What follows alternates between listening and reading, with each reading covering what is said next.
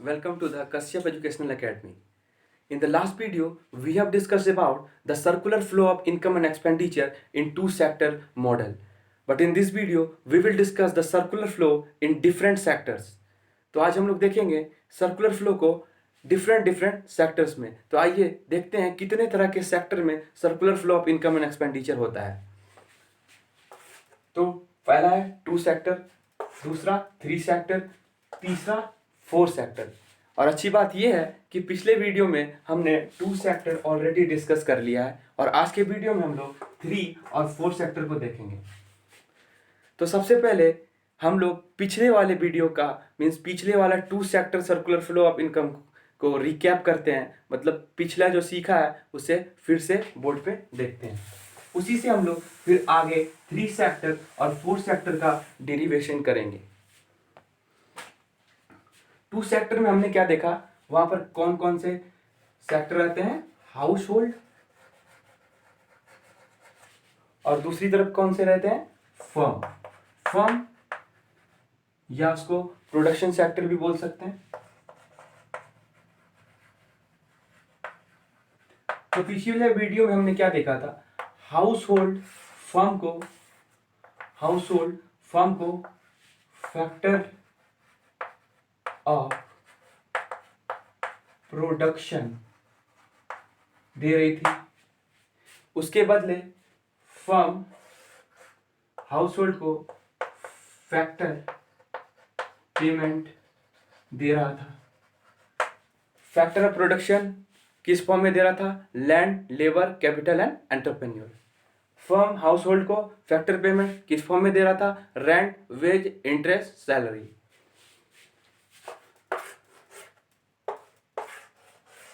फिर उस factor payment से हाउस होल्ड क्या करती थी, फर्म का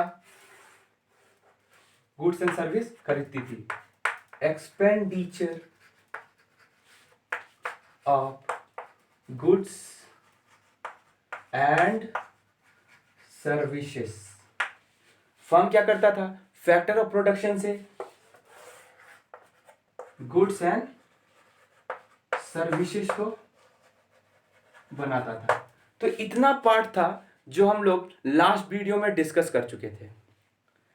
तो एक सवाल हमारे मन में आता है कि फर्म जब फैक्टर पेमेंट हाउस होल्ड को दे रहा है, उससे उसका इनकम हो रहा है, तो क्या हाउस होल्ड पूरा इनकम को, क्या उस पूरे इनकम से house hold goods and services खरीद ले रहा है? नहीं, उसमें से कुछ हाउस होल्ड सेव कर ले रही है। तो क्या वो सेविंग वो अपने घर में रख लेती है? अगर मान लीजिए उन्होंने अपने घर में रख लिया तो क्या होगा, उस पर इकोनॉमी में लीकेज आ जाएगी, यानी वो मनी जो है सर्कुलेट नहीं होगा इकोनॉमी में। तो उसके लिए क्या हुआ, बैंक क्रिएट किया गया। बैंक क्या होता है, फाइनेंशियल सिस्टम। तो बैंक क्रिएट किया गया। तो बैंक क्या करती है, बैंक करती है हाउस होल्ड का डिपॉजिट बैंक में जमा हो जाता है। और फिर फर्म का क्या काम है, फर्म को जब रॉ मटेरियल या जो भी फैक्टर्स होते हैं प्रोडक्शन के लिए, उसको जो परचेज करना होता है, उसके लिए अगर पैसे की जरूरत होती है तो वो बैंक से लोन ले लेता है। या कभी कभी फर्म भी अपने डिपॉजिट कर देती है, जब उनके पास बहुत ज़्यादा पैसा हो जाता है तो वो भी डिपॉजिट कर देती है। तो ये तो हुआ two sector model with the financial system. पिछले वीडियो में मैंने बताया था थ्री सेक्टर में गवर्नमेंट आ जाता है। तो गवर्नमेंट जब थ्री सेक्टर में आता है तो वो क्या करती है, आइए देखते हैं। थ्री सेक्टर में गवर्नमेंट आ गई।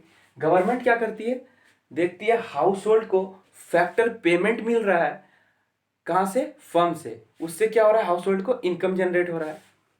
अब गवर्नमेंट बोलती है मुझे सोशल वेलफेयर, इकोनॉमी वेलफेयर करना है, मुझे उसके लिए मनी चाहिए। अब मनी वो कहाँ से लेगी, फैक्टर पेमेंट जो हाउस होल्ड को मिल रहा है उससे इनकम जनरेट हो रहा है हाउस होल्ड का, तो उस पर इनकम टैक्स लगा देती है गवर्नमेंट, उस पर इनकम टैक्स लगा देती है गवर्नमेंट, जिसको कि हम लोग डायरेक्ट टैक्स बोलते हैं।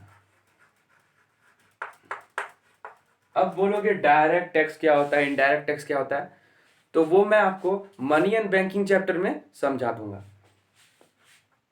अब गवर्नमेंट क्या करती है, जब हाउस होल्ड इनकम टैक्स ले ली तब वो सोचती है कि अगर इससे ले लिया, इससे भी, इससे इसमें मन नहीं भरा, दिल नहीं भरा, तो ये फर्म से भी कुछ लेने का खोजती है। तो फर्म से क्या होगा, फर्म जब प्रोडक्शन करते रहता है उस समय उस पर एक्साइज ड्यूटी लगता है, एक्साइज ड्यूटी। अब एक्साइज ड्यूटी क्या होता है, एक्साइज ड्यूटी क्या होता है, जब किसी भी गुड्स का प्रोडक्शन होता है उस पर जो टैक्स लगता है ड्यूरिंग द प्रोडक्शन, वो होता है एक्साइज ड्यूटी। और फिर जब गुड मैन्युफैक्चर हो जाता है उसके ऊपर भी टैक्स लगा देती है गवर्नमेंट, जो कि है जीएसटी। अब देखते हैं जीएसटी कितने तरह का होता है, तो इस साइड में हम लोग देखेंगे यहाँ पे जीएसटी। जीएसटी 3 तरह का होता है, 3 तरह का।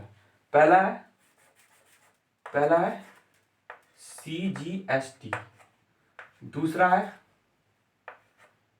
एसजीएसटी, तीसरा है आईजीएसटी। पहला मतलब central goods and services tax, दूसरा state goods and services tax, तीसरा inter goods and services tax. तो ये टैक्स जो है गुड्स के प्रोडक्शन के बाद गुड्स पे लगता है, जो कि गवर्नमेंट लगाती है फर्म पर। तो ये तो हो गया 3 सेक्टर मॉडल। अब मान लीजिए हाउस होल्ड जो है वो हमारी कंट्री में नहीं है, मतलब जो हाउस होल्ड है वो आउटसाइड दी कंट्री है, मतलब मान लीजिए आउटसाइड इंडिया है, आउटसाइड कंट्री। और जो फर्म है वो हमारी कंट्री में ही है, मान लीजिए इंडिया में ही है। तो अब क्या होगा, इस गुड्स को बाहर पहुंचाने के लिए हमें क्या करना होगा, एक्सपोर्ट। तो हम वहां पे एक्सपोर्ट करेंगे। और ये भी हो सकता है कि फर्म आउटसाइड दी कंट्री हो, आउटसाइड दी कंट्री हो, और हाउस होल्ड जो है वो हमारे कंट्री में हो। तो उस केस में क्या होगा, इंपोर्ट हो जाएगा, उस केस में क्या होगा, इंपोर्ट होगा। लेकिन एक बात हमें ध्यान रखना है कि दोनों में से कोई एक ही कंट्री के बाहर हो सकता है, दोनों at the same time country के बाहर नहीं हो सकते हैं। तो इस चीज में जब एक्सपोर्ट और इंपोर्ट होता है उस टाइम में गवर्नमेंट का सर झुक जाता है, क्योंकि उस समय उस पर कोई उनका कंट्रोल नहीं रहता है। वहां पे कौन कंट्रोल करता है, आरबीआई। तो आरबीआई देखती है, फॉरेन एक्सचेंज को पूरा आरबीआई संभालती है। तो वहां पे इंपोर्ट और एक्सपोर्ट का कंट्रोल किसके ऊपर होता है, आरबीआई के ऊपर। आरबीआई क्या देखती है, कहीं इंपोर्ट के बहाने हमारा फॉरेन एक्सचेंज रिजर्व जो है वो घटा तो नहीं लिया जा रहा, कहीं इंपोर्ट के बहाने सारा एक्सचेंज जो है फॉरेन रिजर्व जो है वो घट तो नहीं रहा, कहीं एक्सपोर्ट के बहाने हमारा जो डोमेस्टिक में ही सारा प्रोडक्ट तो सेल नहीं कर दिया जा रहा। तो ये हमारा आरबीआई देखती है, आरबीआई सेट करती है कि कितना इंपोर्ट कितना एक्सपोर्ट होगा। तो ये हमारा है 4 सेक्टर मॉडल। 4 सेक्टर में क्या क्या आ गया, पहला था हाउस होल्ड, दूसरा फर्म, तीसरा गवर्नमेंट, चौथा आरबीआई। अगर आपको 4 सेक्टर मॉडल समझ में आ गया तो 2 और 3 भी समझ में आ गया। इसमें हम लोग ने क्या देखा, एक बार रिकैप करते हैं पूरा का पूरा। हाउस होल्ड है, फर्म है। हाउस होल्ड क्या करता है, फैक्टर ऑफ प्रोडक्शन देता है फर्म को, फर्म उसके बदले फैक्टर पेमेंट देती है, उस फैक्टर पेमेंट से house hold goods and service खरीदते हैं, और उस फैक्टर ऑफ प्रोडक्शन से firm goods and service create करती है। उसके बाद हम देखते हैं कि कुछ सेविंग हो जाता है, जो कि फाइनेंशियल सिस्टम, वहाँ पे बैंक आता है, बैंक उससे डिपॉजिट ले लेती है हाउस होल्ड से, उनके सेविंग को फर्म बैंक से लोन लेती है या डिपॉजिट करती है। फिर उसके बाद थर्ड सेक्टर का इन्वॉल्वमेंट आ जाता है, जहाँ पे गवर्नमेंट आ जाती है। गवर्नमेंट क्या, हाउस होल्ड पे टैक्स लगा देती है उसके इनकम के बदले, जो कि फैक्टर पेमेंट से फर्म से हाउस होल्ड को आता है। और फिर फर्म को एक्साइज ड्यूटी लगा देती है या जीएसटी लगा देती है उसके गुड्स पर।